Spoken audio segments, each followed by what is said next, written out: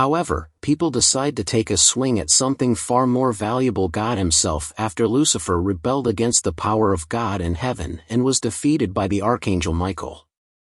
At that time, scientists in one of the biotechnology laboratories started to clone famous personalities for very high fees. Of course, many wealthy people would like to have a child of a genius like Vivaldi, Galileo, or Michelangelo soon. However, people decided to take a swing at something far more valuable. God himself, Michael, was sent into the underworld where he was forced to live in chains and scorching flames. When Michael personally shackled Lucifer to a rock and pleaded with him to return as a lowly angel, Lucifer said that he would rather to rule in hell than serve in paradise, and issued a warning that he would eventually return to control the earth. While on earth, Lucifer was joined by many demons as he yearned for retribution.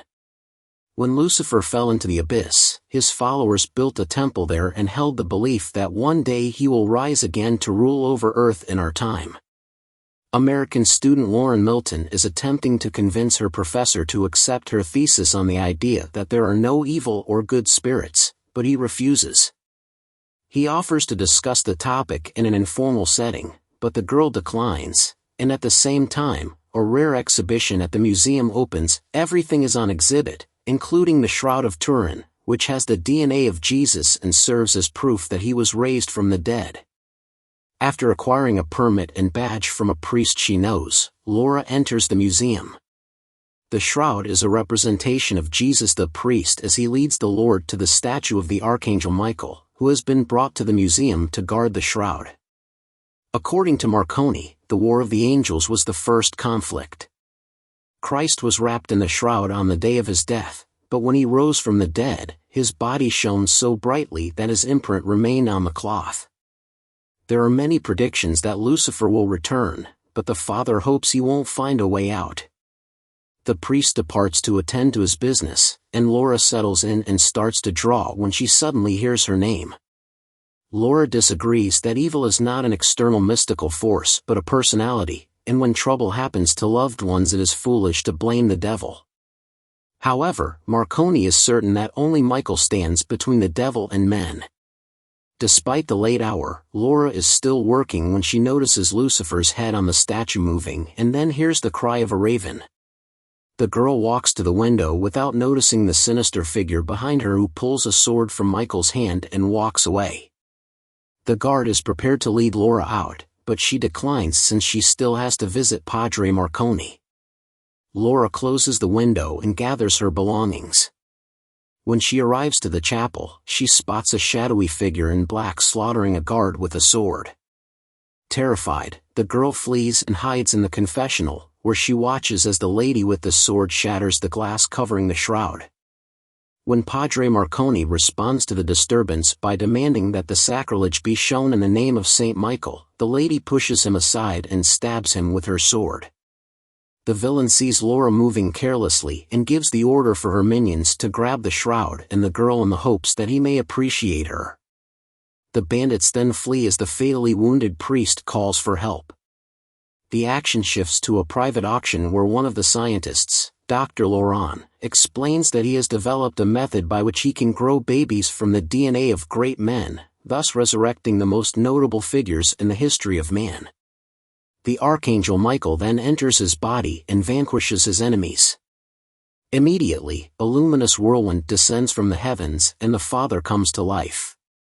He tries to catch up with the villains, the great Vivaldi's reincarnation and his ecstatic parents. The doctor rushes to cockle when a woman in black appears in the gallery and beckons him to go. They travel to the devil's castle where the doctor sees the shroud, thinking that Lucifer will finally have a decent home. Meanwhile, Laura is being dragged into a room where several girls are already sitting in chains. They are all horrified by what is happening and do something, but Laura is dragged into the room anyway. Test and take pictures. After learning where the shroud keepers were and how they could have permitted this to happen, Father Marconi, or rather their Archangel Michael in his body, makes his way to the guard room where two monks are watching the murder videos. Seeing the person who was murdered in front of them alive, they are shocked. It is explained to him that the cardinal responsible for everything is not himself at the moment. Instead, he sees secret cults and the devil's minions. The old cardinal meets Michael with a gun and becomes furious upon learning of what has occurred. However, upon looking into the man's eyes, the cardinal realizes that the man is not Marconi. The cardinal then proceeds to show Michael Lucifer's castle and implies that his minions intend to revive him. The cardinal then reminds Michael that the scriptures state that the devil will be revealed one day, while the doctor isolates DNA from the blood traces on the shroud. Can free Lucifer. The devil's servants have been offering him virgins' bodies for centuries to obtain a vessel for the devil, but human bodies are too frail, despite the fact that one woman in history was able to carry and give birth to a son of God. Now, science is prepared to let the devil in using Christ's DNA. While the girls tried to come up with an escape plan and exchange their experiences, Michael requests to be escorted to the castle. It turns out that Laura's husband and kid are dead instruments since the doctor was notified of a successful DNA test. The women wait for the attendants to arrive and pounce on them, thinking they will succeed, but another group rushes to their aid and the girls are dragged into the laboratory where they are laid on tables and, despite ferociously resisting, fertilized eggs are injected into their bodies. The doctor then informs Liz of a complete match of all the right parameters with Laura's body. Escorts Michael approaches the dungeon's entrance and issues a warning that a monster and the devil's henchmen are up ahead. Gathered in the pit with the well, 2 pregnant girls are tied to a pillar in the middle. The monster that has emerged then grabs them and drags them to the entrance to the underworld. The girls are placed in an iron cage and lowered down, but Lucifer is already waiting for them. Sensing the approach of the potential holy mothers, he strips them of their colors and rushes towards them in the form of a luminous stream. The subterranean forces take the ladies. Liz and the servants gleefully devour the living woman as the glowing worm enters Lara's body. The decision is made, and she is led into a glass cage where it is explained that her child will be the new Jesus. Meanwhile, Michael sneaks into the castle and, using a guard's uniform he stole, finds the shroud and tries to find Laura. The doctor enters but Michael rejects him and starts fighting. When Liz learns that the shroud is missing, she issues an order to detain Laura at all costs, and the guards rush in after her. Laura and Michael tried to hide from the underground monster in small spaces, but it eventually catches up with them and attacks the Archangel and Michael. Liz is prepared to do everything to keep the baby when Michael is arrested and thrown on a chain in the dungeon while Loris is chained to a bed, and she orders her to be transferred to a cell. As the castle guards look for the shroud hidden in the dungeon, the monster manages to see the Archangel descend into the underworld. However, once he reaches the bottom, he is attacked by the imprisoned souls and learns that Lucifer has been set free and that his sword is missing. The Archangel is chained to the rock with Lucifer's sword. Laura sees her child in an ultrasound and he suddenly calls out her name. The woman wakes up terrified and sees Liz nearby. Liz finds out what Lucifer told her and then tells the woman's story. Then the demon of greed Mammon flies to him and announces that they will soon close the gate and Michael will remain here instead of Lucifer. He scoffs at his foolishness to come down and Liz explains the changes to Liz's body caused by the need to make it comfortable for the divine child, but the woman doesn't want to accept her imposed role as the mother of an incomprehensible creature. Meanwhile, the people who were given to Lucifer come to Michael pronouncing the oath saved one saved all. Laura speaks unflatteringly of the demon for which he slapped in the face. The lady refuses to accept her imposed role as the mother of an incomprehensible thing, despite Liz's explanation of the alterations to Liz's body required to make it comfortable for the holy kid. In the meantime, those who were handed to Lucifer appear before Michael and swear to save one by saving all. Laura talks admiringly about the devil who received the face slap. And after barricading herself inside, she consumes a chlorine canister. Liz discovers it and assures her that Lucifer will soon consume her entirely and that she will then find peace. But then Laura gains improbable strength, seizes the hated list, and spits the contents of her stomach on her from Lauren's womb. When Lucifer himself starts speaking to Liz, he commands that Liz be slain as soon as he is born and that everyone who knows what is occurring be destroyed.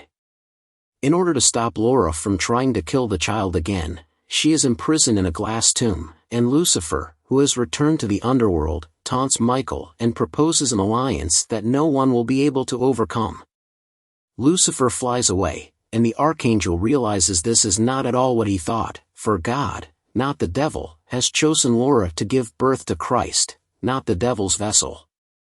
The archangel thanks Michael for his new home but refuses to support the rebel. Laura will give birth to Christ, not the devil's vessel. Despite the fact that the demons are nearby and the sword is heavy, 2 men sacrifice their lives to deliver it, and Michael is freed. He then exorcises the demons and vows to return for his saviors. When Michael returns to Earth, he discovers the shroud and goes to Laura's sarcophagus. He is horrified to see her transform and tries to assure her that the child is not evil at all and that it is he who will defeat the devil, but Laura gets out and throws him away. Then, she stands over him and informs him that the water is already breaking and that piercing jets are pouring out onto the archangel, who screams in pain. Michael denies Lauren's request to kneel, so she presses her fingers into his neck while using the rest of his strength. Lauren then replaces Michael on her lap. Given that the blood of Christ did not flow and since good is always stronger than evil, Michael asserts that the devil will be unable to exert any power over the kid. Laura pushes Michael aside and starts to wreck everything around her, but the delivery interrupts her. Begins the cult of the devil. Gather in the courtyard of the castle while Liz removes the newborn child. Laura is thrown down the well, and the monster enters the courtyard carrying a sharp-tipped chain. Liz retrieves the newborn child and displays it to the crowd, proclaiming the end of God's tyranny. She then commands everyone to kneel and summons Lucifer to receive the blood baptism. Michael suddenly realizes what is happening and exits the courtyard as the monster spins his terrifying weapon, crushing everyone in the courtyard as the doctor kisses the infant and perishes from the blows. While Laura picks up her child, Michael calls him the god who chose his mother and goes to the well himself to seal the entrance to the underworld where all the demons of hell have rushed, but the monster rejects him. Liz takes the baby away, and Michael finds Laura, who has managed to hold on to the edge of the well, and pulls her out. The bear catches up with Liz's car and unlocks the gates once more. Michael then detonates the explosives he mentioned earlier, and the castle explodes to the great delight of the cardinal. A short while later, the cardinal and Laura, holding the young boy, arrive at the temple to retrieve the shroud. Michael then enters the underworld and frees those who believed in him. Later, Liz sees the cardinal and Laura, carrying the grown boy, out in the woods. She calls the young boy Lucifer, and he turns to face her, and some questions about whether guys genuinely grasp what he is doing come up.